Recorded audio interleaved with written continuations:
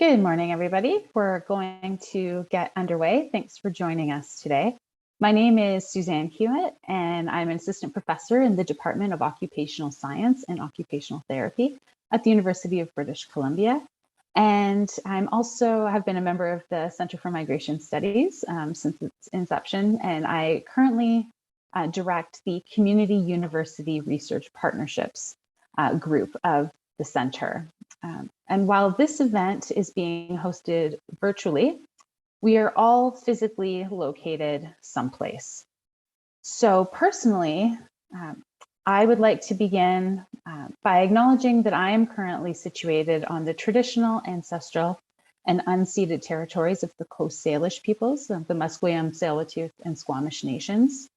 And I also want to begin by thanking everybody who has helped us organize this event. So there's a lot that happens behind the scenes in the lead up to these webinars. So in particular, there are 3 graduate students who have been instrumental in helping us get ready for today. So Emily, who's online, and also Atiye, who helps with all of these events, and Natasha Damiano, who has been crucial in the coordination of this particular series. So this session is part of the programming that has been organized by the Community University Partnerships Research Group of the Centre for Migration Studies. And this working group has the goal of developing strong collaborative partnerships between the UBC Centre for Migration Studies academic and community members. So to that end, the group aims to develop the community university approach for the Centre, and also to facilitate research collaborations between academic and community partners that lead to grant proposal development and knowledge mobilization initiatives. So in the 2021 to 2023 funding period, we've expanded our focus to examine innovative and participatory arts-based methodologies for studying migration and integration into host societies and local communities.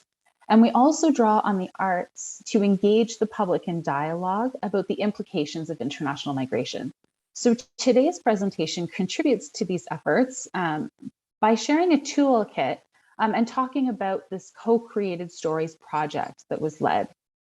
So this, the development of this toolkit was supported in part by a graduate student internship at Options Community Services that was funded through the Centre.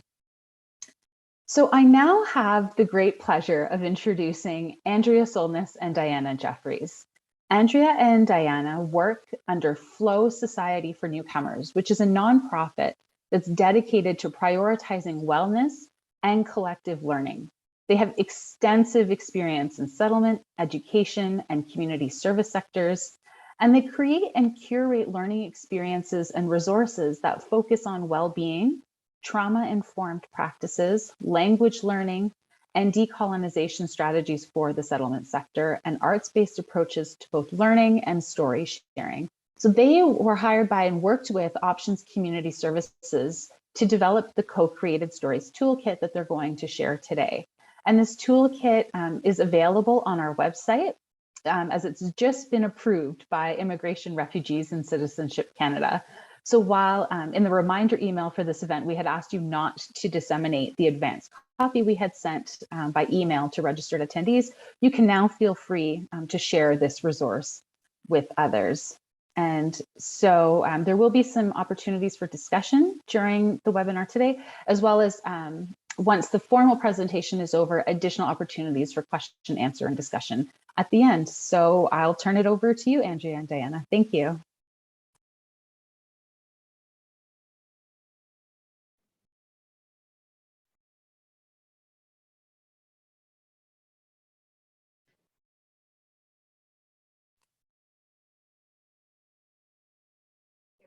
So the slides are advancing. You'll just need to unmute so we can hear you once you're ready to get going.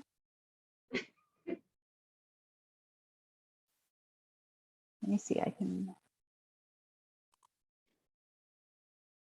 Okay, you're still muted. There you go. Sorry. That's all right. When I'm screen sharing, I have troubles accessing my functions. Yeah, no, it's not a perfect design for sure. Sorry about that. Welcome everybody, and thank you so much for joining Diana and I today and sharing this really exciting project we've been working on. I just wanted to thank, first of all, the UBC Centre for Migration Studies and Suzanne for inviting us to present today. It's a real honor. And her team for supporting us. They've been great. And also to Options, as Suzanne mentioned, Diana and I were hired by Options to do this work, and just really want to thank them for prioritizing this work and trying something different, which I think you'll appreciate today. We hope to share some of the innovation and some of the really positive outcomes that have come from working in this way. So, and Diana, I think you wanted to say hello. Yes, hello everybody. Thank you so much for joining us. We really appreciate that you're here with us today, and I hope that this can also be a very collaborative and open learning discussion for all of us to learn and move forward with these kinds of projects in the future. And again, thanks to the academics and the community partners and community members that are attending today's session. It's really appreciated. So I'm just going to quickly run through where we're headed in the next hour and a bit. So I'm going to give you a quick summary of the nuts and bolts of the whole co-created story project. We will include today some feedback, some video clips that we have from the co-creators that we hope you'll find interesting. We want to, throughout the presentation, focus on the sort of frame things as the challenges and the opportunities that this project provided, and also that of participatory research in a broader sense, and getting some input from you on that also, and some discussion around that. And then we'll spend some time looking through the toolkit and introducing you to some aspects of it, and then have a sort of talk about where we're at now with the co-created story, especially with regard to the importance of partnerships such as the one between UBC and Options and ourselves, and then move into a discussion for the last half hour. So why do we tell stories is a popular subject these days, and an important one. And this Indigenous proverb, I think, captures it. Tell me the facts and I'll learn. Tell me the truth and I'll believe. But tell me a story and it will live in my heart forever. So this project is really built on the idea that stories are powerful, and whether it's to raise awareness or whether it's to get in the case of service providers, to access funds or keep funds, stories are important to funders, and they're important for empathy building and for in our case working with newcomers, and stories let us know we're not alone. So we are drawing on all those inspirations. But the project goal of this was really to increase the capacity of the Options Community Services Immigrant Services staff to engage newcomers to co-create stories of challenge and resilience. So those of you in service provision know that often we need to go to staff to get stories for things like proposals and reports, and the management at Options recognized a need to support staff in doing this, and these are important. It's an important role and one that's not often supported. They really wanted to build that capacity, and in working with Diana and I, we sort of came up with this idea of co-creating together, clients and staff together, really with a view to making sure student stories are authentic and clients' voices are brought forward in the telling of those stories. So we had a really strong project team. We were fortunate to have from Options, we worked closely with the digital coordinator, Lucas Ho, as well as Rodrigo Morales, who is a practicum student, and as well as Atia Yekta, who is a UBC PhD student working with Suzanne. So the team of the five of us was really made the project a lot richer than it could have been without that team. and both in terms of it was all online. So Lucas and Rodrigo and Atia really lend a lot to the technical aspects of the project, both in terms of interactive workshops, but also in terms of bringing their expertise forward in providing tools and guidelines that staff could use for technology to create different kinds of stories beyond just writing stories. So yeah, very grateful that we were able to work with them throughout the project. The methodology, we're going to go into each one of these in a bit of detail. So I'll just quickly, just for an overview, we did online workshops for all IS staff to introduce the process and principles of a co-created story. Then we broke into coaching sessions and mini workshops for a group of 8 staff who we worked more closely with to support them in the third methodology, which was actually them working in real time with their clients to document stories. So bullet 2 and 3 were in tandem over a period of a couple months. Just a few more nuts and bolts. So the outputs ended up being, we delivered 3 online workshops to over 35 staff. We coached the 8 in co-creating stories with clients from diverse newcomer populations. So some people were working with newcomers in employment programs, while others were working with refugee claimants, others were working with in more of a community family context.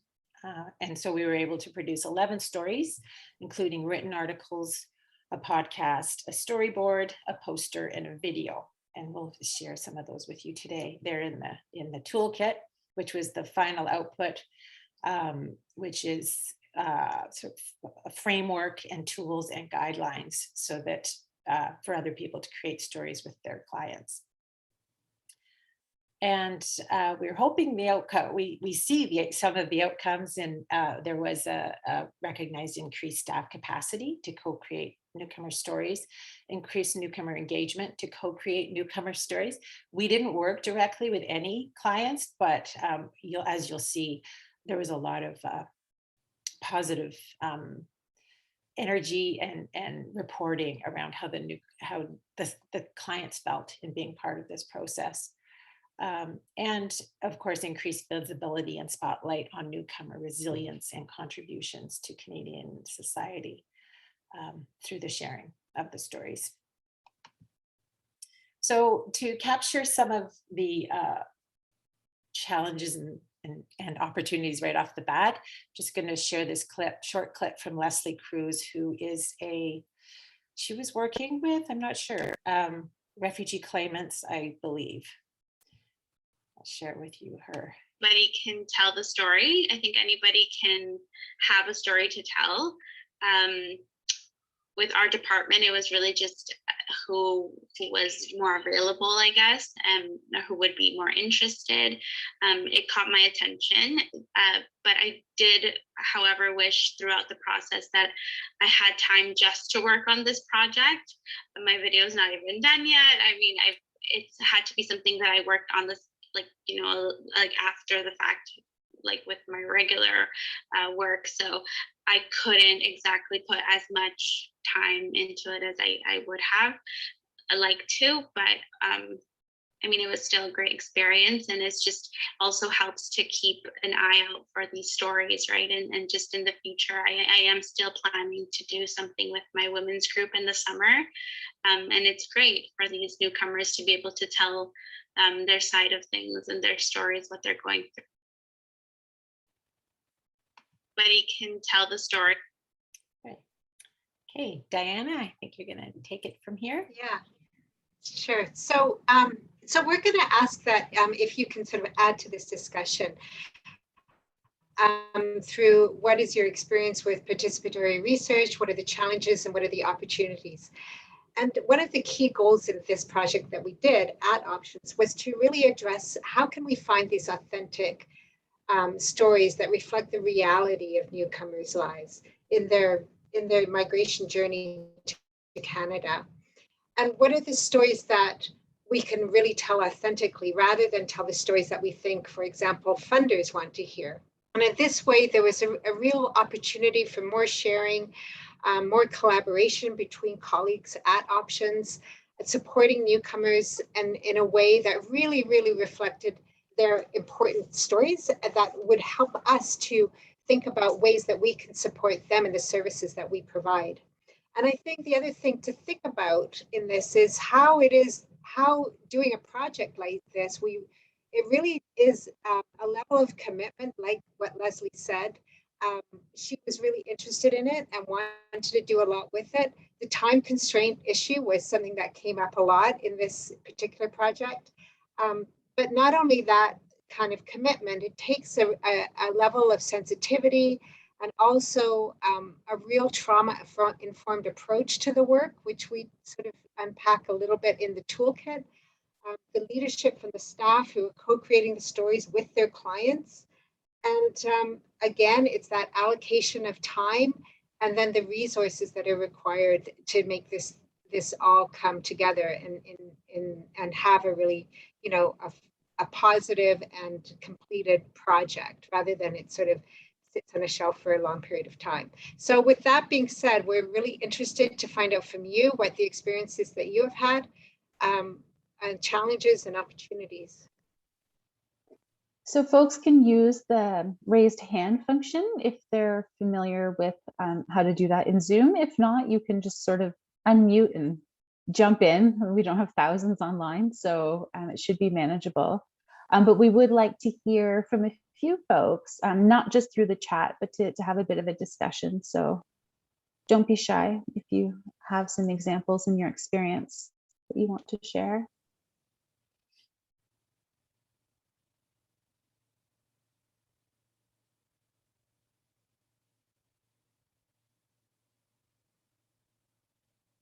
I can share one. Sometimes people just need a little bit of time to think about it. Yeah. I did a project locally when I started my position at in Vancouver just a couple years ago. So the challenge for me was really being new to the community. So how to develop community-based partnerships when you don't really know anybody. So there was a lot of time of reaching out, first of all, to colleagues at UBC who I knew did this kind of work and talking to them about how they got started and who some of their contacts in the community were. And so building from existing networks and kind of trying to bridge into those. And then, doing a lot of just the informal getting to know people, introducing myself to them, going out for a lot of coffees that I paid for out of pocket just to respect people's time and get to know them a little bit and not just start sending out research questions to folks, like trying to understand what's important to them and where can we build those synergies, because it does take a lot of energy from both parties. So trying to find out where there is some sort of opportunity for mutual benefit. And I ended up developing some partnerships primarily in the Francophone community with a church, with an association that serves families in French language schools, and with a community association. And so it ended up being really being really good. But yeah, there was just a lot of time in building the trust in that and coming in as an outsider and just thinking like, if time is so scarce and everyone's so overworked, why should we give you some of that time? So building that relationship and developing that trust. To really make sure that those partnerships are strong. Yeah, does anybody else want to share?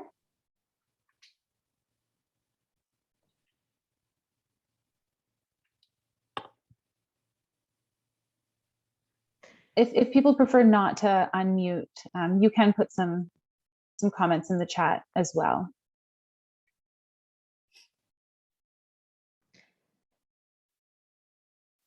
We can always, if people want to get a more feel for the project, anything you want to share, there's also time at the end of the session, if that feels like a more comfortable place to dig into something. I can also just say, also in my own personal experience, I work at the moment in another position with the Tira Women's Resources Society, and building those relationships of trust is something that does take a long time. And one of the things that was really great about options was that the staff were already in relationship with a lot of their clients. So it was somewhat easier for them, that trust somewhat. I imagine for most of them, there was a level of trust that was already built. But I think it also needs to be the challenges is to make sure that staff are using that level of sensitivity and also that trauma-informed lens, and not just sort of mining, material for storytelling for any purpose kind of thing. So there needs to be a kind of a level of commitment and real thoughtfulness put forward from staff members who are working with newcomers. Yeah, absolutely. So I don't see any hands up. So maybe we can just go on and then circle back to the discussion at the end. Perfect. Sure. Sounds good. Okay. So I think with the overall strengths of this project, there was a lot of really authentic and compelling stories of clients' challenges and resilience. I think it gave the opportunity for the staff to really gain a lot of skills in actually learning how to tell authentic and interesting stories of their clients. It sort of reaffirmed that relationship and that level of sort of commitment to their work, to the work that they're doing with their clients. And that relationship was, I think, in a way became, more intimate or closer and warmer and more supportive than it may have been previously to this project. The other thing is the toolkit, for sure. There's the guidelines, and there's templates, and there's ways of providing trauma-informed approaches to the work, and also the technical support that's in there that they can then use well into the future for other projects that they're doing, if they're doing more of these kinds of storytelling projects. And with that, there's that building of staff capacity. They have now added on to their skill set through this project. They know how to tell really interesting stories, and also using the technical support that was given, whether that be video or podcasts or storyboarding. Now they have those skills as well to add to their skill set in this work. And I think that then leads on to other opportunities, things like maybe participating in proposal writing. And when a director or a manager comes to them and says, I need stories for this proposal, that kind of thing is really, really useful. But it's often like they can draw on those stories. They already have a story bank that they can draw upon and then use for upcoming proposals. And all of that really builds a lot of capacity for the settlement worker that it was working on this project on options. So we're going to listen to, I think, what Tasni says in this video. It really reflects how it is that she learned so much more about her clients, and how it really also reaffirmed her passion and her commitment to doing this work, and how meaningful she found it. I feel like it's a very good opportunity to communicate with the clients. Of course, I know the clients, but there's so many clients in the English class, the community connections activities, that I just didn't have a chance to talk with them in depth and dig in. So what happened to you? What's your story behind what you went through? So when I heard the successful story, I felt like, wow, I'm so proud of you. So that's the most happy thing I find in the process. And what's the most challenging thing? I feel like it's, I have been thinking, so what's the best way to present their stories? It's not only my personal interest. It should match with the client's skills and personality. But the impact can be totally different if I choose a different way to present. But I chose the writing format because I have considered one of my clients is a mom of a kid who has special needs, and the other one is a Chinese senior. So maybe they are not comfortable to show up for this. Oh, that's it. Yeah. I feel like it's a very good opportunity. Okay, so with that, I'm going to jump back a bit into the initial online workshops for the staff that told you about in the beginning. So we did 3, this was back in February of last year. We provided 3 online workshops, each a week apart, an hour and a half on Monday mornings, to 35 plus staff of the Immigrant Services staff within options. Just framing it in terms of strengths and challenges, again, one of the strengths is that we were able to identify the challenges that staff are facing in producing stories, and from a large number of staff. And we did this right from the get-go. We did a pre-workshop survey, and the kinds of input we got from staff on their challenges were things like, it's difficult to get funders to understand the significance of the small steps that clients were taking. Some felt like they were writing the same type of stories over and over and really kind of lost their inspiration for that. And several of them just talked about not being confident in their writing. So we kind of went into these workshops and the coaching with all those things in mind, and with also sort of continued opportunities for feedback. It was also really good to, while only 8 people ended up doing the co-created story, it was great to have more exposed to it. And hopefully there's, as Diana mentioned, more room for further capacity building in that. But it was really good to have leadership. And it was really important. You'll hear a lot from us today about, and the co-creators, of the time commitment and the resources necessary to do this well. And it was important that managers and leadership had an understanding and a buy-in, basically, so that they could make sure that time is available to their already very hard overworked staff. Not a reflection on options, just a reflection on our times. That there was time to do this sort of time intensive, resource intensive project. It was in terms of the challenges, it was a larger number, and it was hard to make it participatory, although I'm just sharing this is our workshop from our 3rd one, and we did always incorporate kind of interactive elements, like opening with sharing.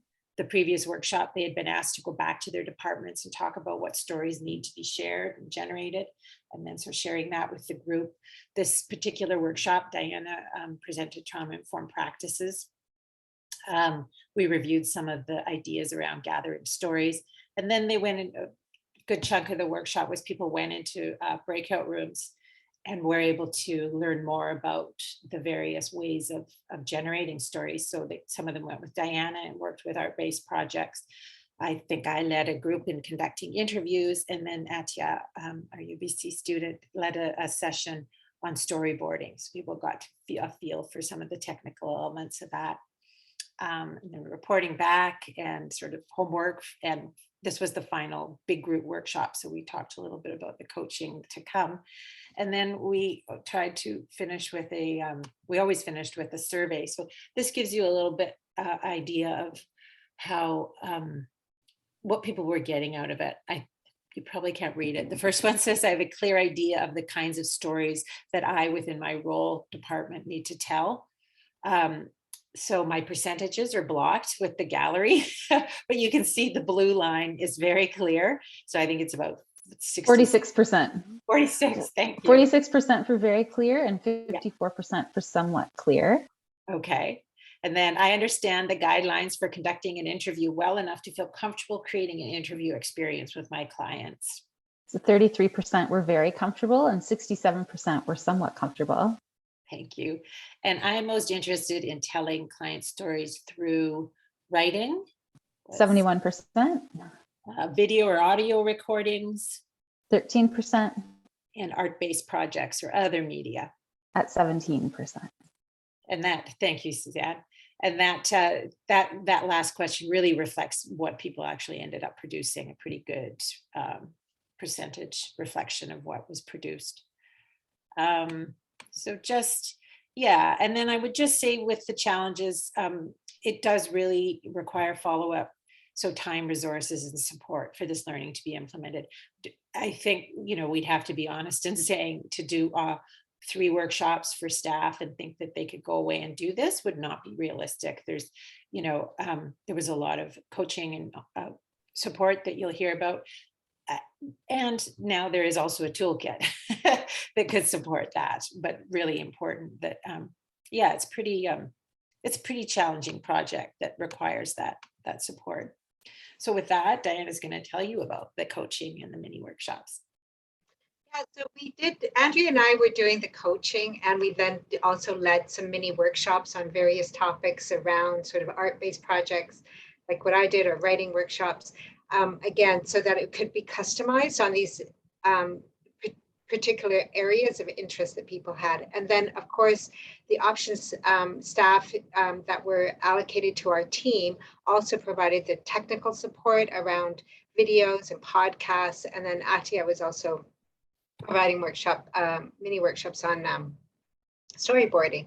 And I think that there were lots of opportunities in doing this. I think that staff felt very, the staff that were working with us as coaches felt supported. They were given the opportunity to ask questions and practice writing and sort of brainstorm for ideas and how it is that they wanted to tell the story. What tools they wanted to use. Was it a storyboard or an art project or a writing task? And whatever way that they chose, they could sort of bounce it off of Andrea and I to get with the coaching, and then to come up with using a template to come up with the idea. They also were able to, I think, as colleagues then at Options, the staff there were then able to sort of share between themselves about what it is that what kind of project, the story project that they were going to attempt and how it was going to work. And some of them were actually really supportive of each other and helping them share with ideas and brainstorming again. So that was also creating that sort of collegial kind of support between staff members. I think that having the coaching support also gave them an opportunity to really sort of articulate their ideas and what they wanted to share, to talk about how they feel about their jobs and how they felt about the work that they're doing, and really tap back into their ideas and their passions about why it is, and their sense of purpose of why they're doing this work. And it was just it was a really nice opportunity, I think, for them to have somebody listen from the outside of the organization, to actually listen to their concerns and their successes and how they were providing these services. I think it also sort of reaffirmed their intentions of why they're still doing the work that they're doing. So with the challenges, I think that there was the timing, as that will keep coming up. At Options, it was an end of the fiscal year, and there was many other reports and many other tasks that the staff had to do. And so this was just another added on part of their job, and that became difficult for them. And then how also the story, how storytellers are heard and interpreted can also be somewhat challenging for the staff, because they are hearing the stories from their clients and then interpreting them, and what it is that how authentic are they being, or what are they hearing, or is the story too broad, or is it there's too many different elements to the story to write about or to create an art project on.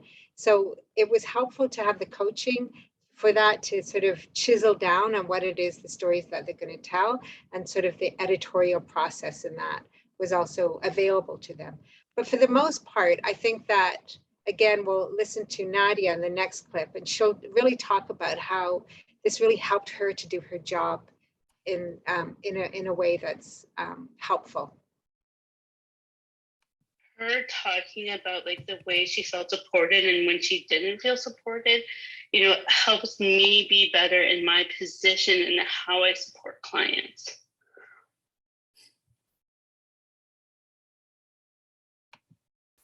So again, I think it just by going deep with their clients and really creating that relationship and that opportunity for sharing their story really helped, as Nadia said, it really, really affirms the work that they're doing and how helpful it is, and then finding the ways that they can really authentically support their clients.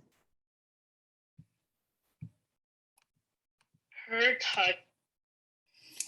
Okay, thank you, Diana. So that takes us to the toolkit, which we are going to share. We're going to look at a couple stories, and they are also actually embedded in the toolkit. So, but this, the things that Diana and I have shared with you so far, basically what we ended up putting into this. So it was kind of, we had this opportunity to develop it in real time, in a real context, and then take a month or two after that, again working with the project, with the team of Lucas and Rodrigo and Atia, to put it into, share it in a toolkit, clean up the templates and refine the guidelines and create a framework, and share it in this toolkit, which I'll open in a minute. Yeah, it was, you know, it was really responsive to what the staff needed. So we developed writing templates, for example, because we could see that there was a need to help organize their ideas. So it was really responsive to what they were seeing, and you'll see those in the toolkit.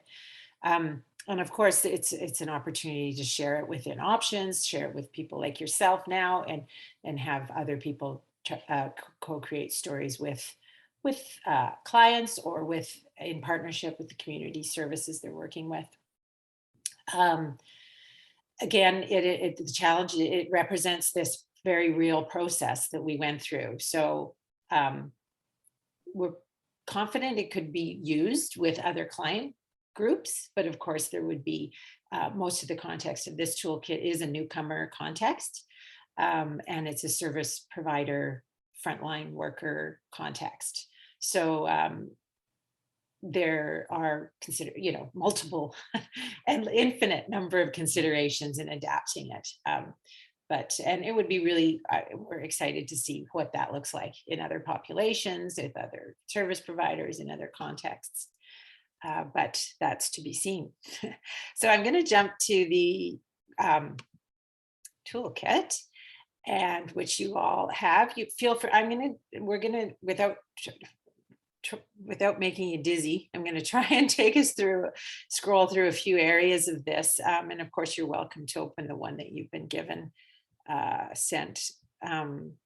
Also, I realize no one's had a chance to look at it in advance, but I'm glad you have it now. I'm just looking at the table of contents as a good way to kind of get a overall glance at what we did. You'll see in some of those first foundations for co-creating story, ethical data gathering, building empathy, trauma-informed practices. Those were things that we had incorporated into workshops and that we've now put in a written form. Well, again, I could have got, I can't, sorry, I'm gonna have to cursor because I've lost my ability to go to specific pages. So I mentioned we built, whether you're, the four, there's 4 types of stories. Sorry, I should have shown you that in the table of contents. So the 4 sort of story formats that we ended up working with were writing, art-based projects, storyboards, and audio, be it video or podcasts. So regardless of what the end format was, this was the process that, this is the process that we took people through, and that is framed in the toolkit. So starting with envisioning the story, Diana's going to show you a template that we created for that, and she's going to talk you through that. So I won't talk about that at this point. The next stage was gathering information. So that was really where people start working with their clients. I want to say, not like consent was super important throughout the process for creating a safe space for this work. So we really stress starting with consent forms and making sure that the client is consenting to the story, and that they, like, establishing a shared purpose, making sure they know what this story, not just know what the story is for, but together, ideally forming coming up with together how this story could be beneficial, and then really being part of that discussion. Yeah, so, and then gathering information, in many cases, it was a initial interview, to sort of semi-structured open interview to start generating the ideas around the story. And then with all that data, starting to refine the story.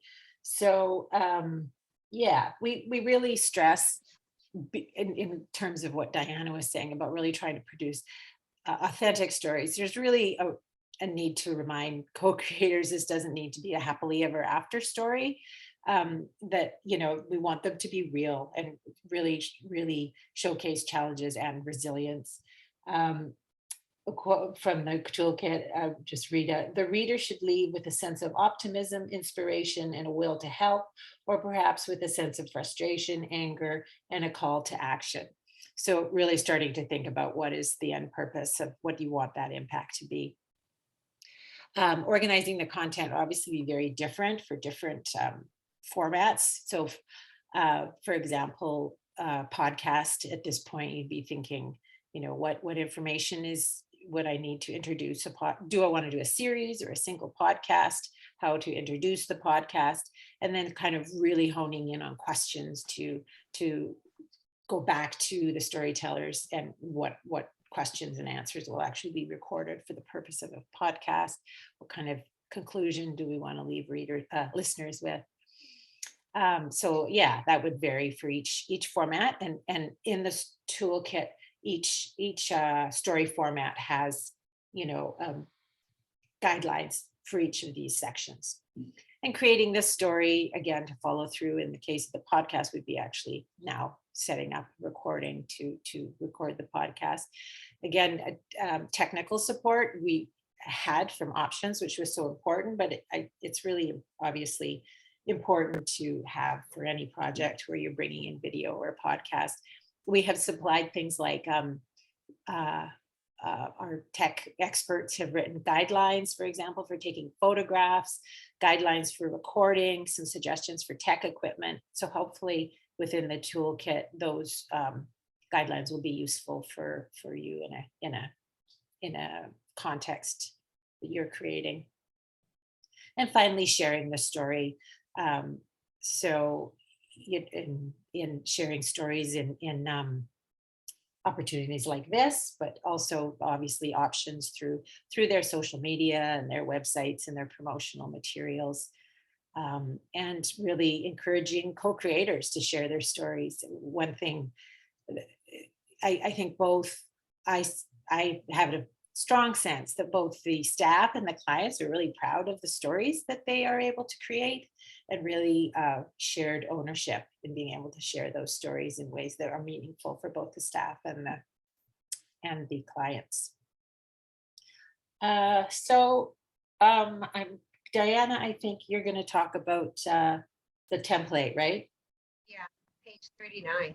Yeah, sorry. Can you not put it up at the top? I can't because Okay. the thing is blocking it. I'm sorry. Oh, okay. It's all working perfectly, but close your eyes. Oh, shoot. There we go.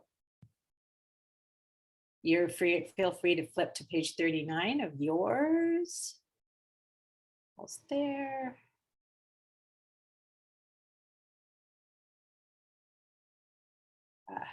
There we go. This is it. Oh, no. No, they kind of look the same. Okay, there we go.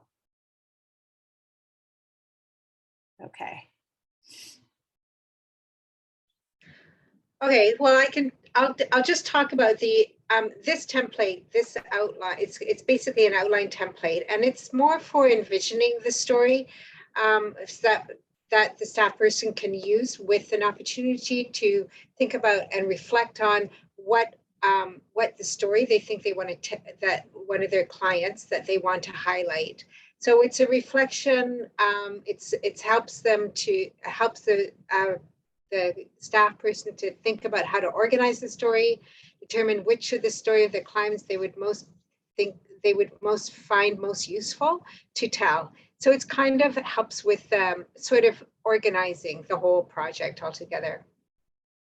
It also, I think, helps with deciding on the intention, on the audience, on the topic, and the presentation format. So whether it's going to be a writing project or an art project or a video or podcast or a storyboard, it gives the the staff person an opportunity to sort of work through on a template and just get super organized around how it is that they're going to articulate this story in whatever medium they choose to use.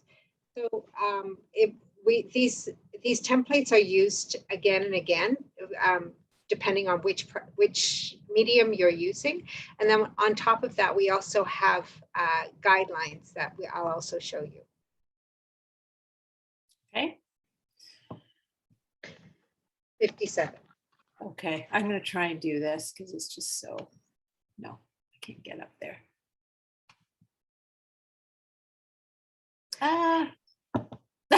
Sorry.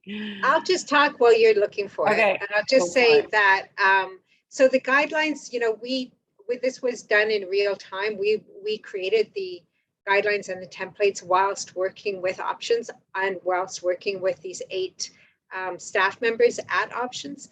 And so it was, I think it was done in a way that really, it was done in real time so that we could really highlight, I think, what really was needed.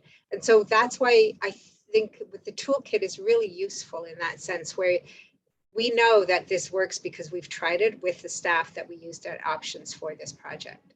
So in terms of the guidelines, we do guidelines for things like the story project, storyboard projects, or for videos and podcasts, because you know you can't always have a template available and to plug in ideas.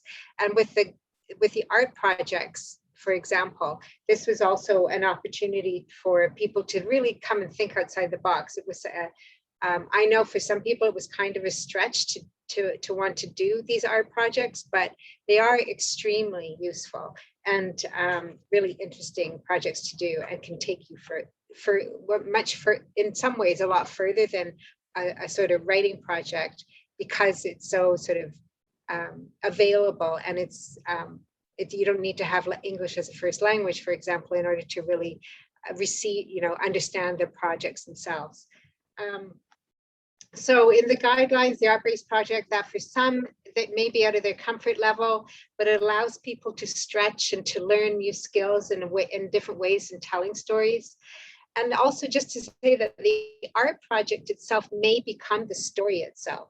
So we can deliver the outcomes of the project, meaning that the story might be the outcome of what the project is, the art project, or the story might be doing the art project itself.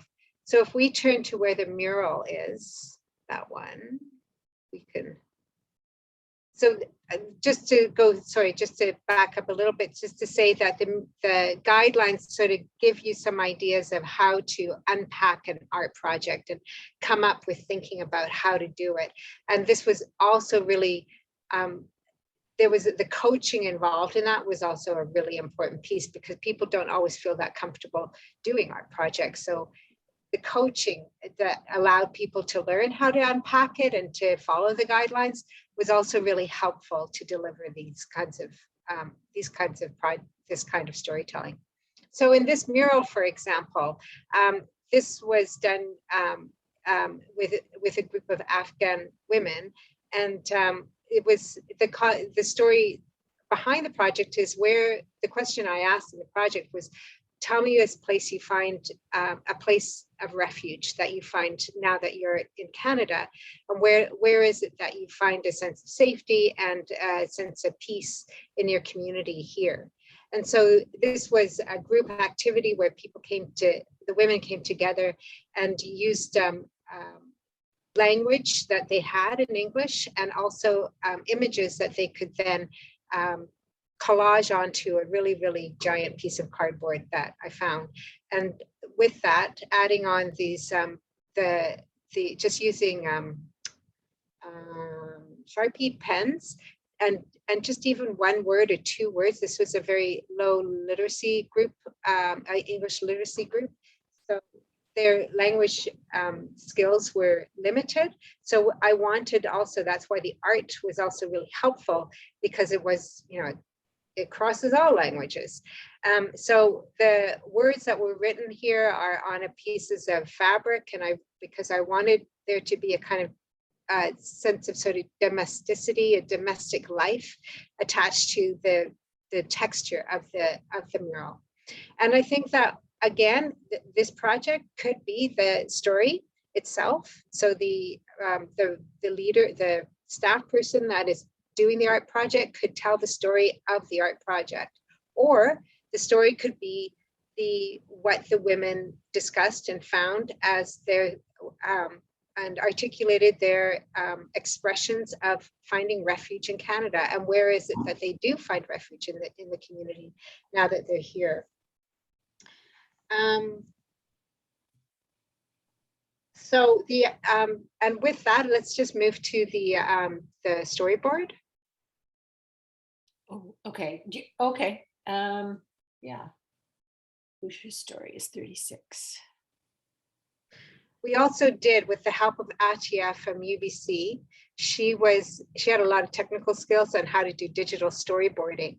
And so we were able to do a project, a story using a digital medium with pictures to provide a storyboard that also followed the guidelines of how to tell it.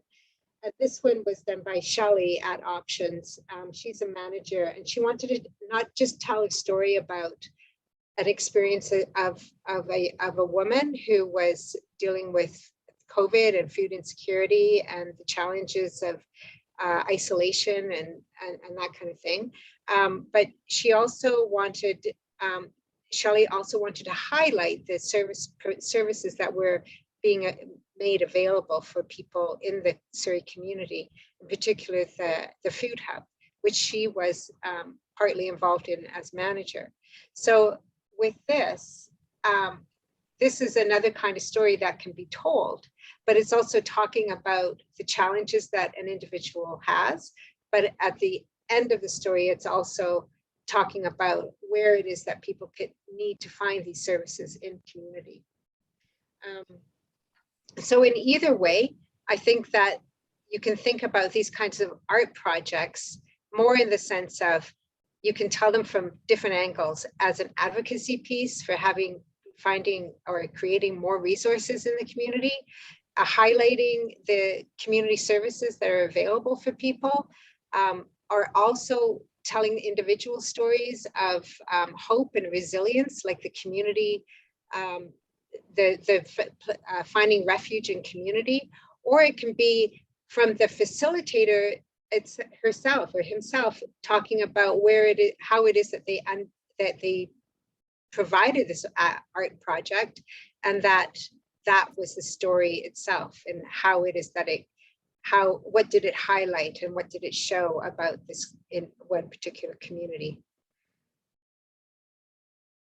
So that's it for me. Okay, so I'm just going to share one more. We're going to go back to, there was a poster that was created too. Oh yeah, also this by is Shelley. Yeah. So we're going to go to some written stories, and I'm just going to share one in particular with you, but you can get an idea. We've got a newcomer woman learns to embrace challenges and discover courage, hope, and resilience. That was by with Tesney, who you saw earlier on the video. Newcomer seniors adjusting to life in Canada, also created by Tesney. So you can really see a really nice quality of stories that were created here. These were, and then kind of getting into thinking about assumptions we make, stepping back and being present with understanding and warmth, really less about the client and using the client's story to really highlight the richness and the depth of the work that in this case, Nadine was doing. Really thoughtful pieces. I'm going to share this one with you. Simple acts of kindness and friendship make a world of difference for refugees. So this was written by Jessica, who you can see here on the left, and her client, Darlene. Jessica is an outreach caseworker at Options. And I worked with I worked with Jessica coaching her. I'm just going to read the opening paragraph. Darlene is a government-assisted refugee in her early 40s, a single mother of a teenage daughter and determined to reestablish herself in Canada.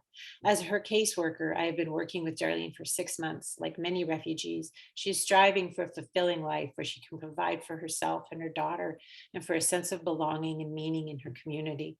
She needs a helping hand through supportive programming and through simple acts of kindness and friendship. So a really strong introduction to a lot of really important ideas. And Jessica was working with Darlene and I worked with Jessica over this about a 6-week period. And she was able to write a really meaningful article highlighting some of the struggles that refugees face. But the timing was beautiful because during that time, Darlene, who had really been struggling, was able to secure BC housing for her and her daughter. And just to go through that with Jessica and how happy she was for her client. And I mean, you can see it, that they're in front of their housing and her new housing. And this is a picture of Darlene in front of her housing. And just that deep meaning that exuded from Jessica was such an opportunity for me to see her go through that.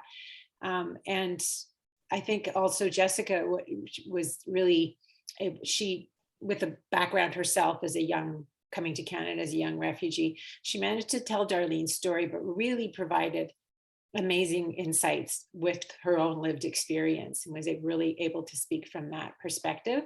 And just between the two of them created a really layered, rich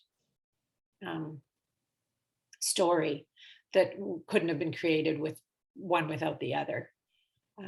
So yeah, it was just a real pleasure to be part of that process. And I encourage you to read her story and all these stories. And with that, I think, yeah, as I say, I hope you get a chance to look through some of the stories, look through the guidelines and the toolkits, but we're hoping that, you have enough of an idea of it at this point that we can. Can I just say also just one thing more about that? I think that these would have been real, perhaps missed opportunities to have been able to share that kind of story, like Darlene's story, because if it just, things are happening all the time to people, and we don't document them all the time. But when you have this sort of finite period of time when you can, all sorts of things happen to people. And so the opportunity to really articulate or document those stories is really a precious thing to have, I think, for an organization, and also for the clients and for the staff member to have that kind of documented journal of their really important work that they're doing. So yeah, just wanted to highlight that.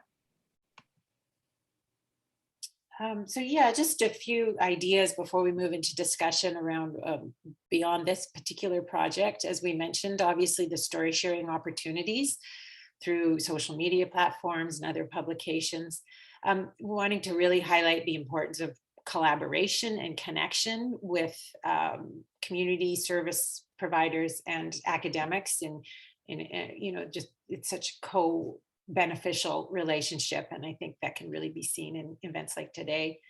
Conference presentations such as the one today, aimed at demonstrating community-based research and what is gained through the process of involving clients as storytellers. And I hope we've conveyed some of that to you today. And then building for organizations like Options, building that story bank for those proposals and reports that are always needed. So hopefully Options has been able to do that. And I'm going to not leave you yet, but share with you Cindy's ideas around a story bank, generating stories, and an honest look at generating and sharing stories. Like, there's a value in deadlines. I mean, it was good that Diana and Andrea had deadlines. So you got, by this time you have to get this done, by this time you have to get this done. It was good because it pushed us along.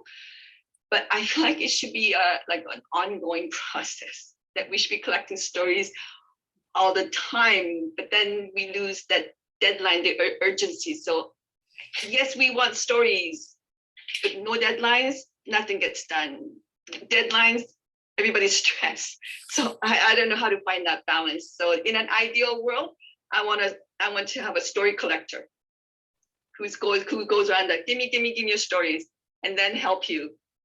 Like, okay, thank you for the story. Let's do it this way, and provide that support. That would be in an ideal world. I just love that. She's just captured so much there, and that's our challenge, and that's our presentation. So I think we're going to pass this back to Suzanne to help us, Suzanne and Natasha, to help us engage all of you in any questions you've heard today, and further discussion about co-creating stories.